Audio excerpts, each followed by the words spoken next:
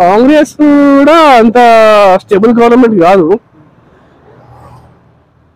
But ఇక public ఎన్నుకురు కదా. Public కి చెయ్యాలని అనుకుంటారు. పబ్లిక్ లో మీకు ఇంకా రేవంత్ రెడ్డి ఇంకా ఏం చెయ్యాలనుకుంటే పబ్లిక్ గురించి మీరు ఏమన్నా చెప్తారా? రేవంత్ రెడ్డి ఏం జస్ట్ డెవలప్మెంట్ ఇంకేం లేదు అక్కడ.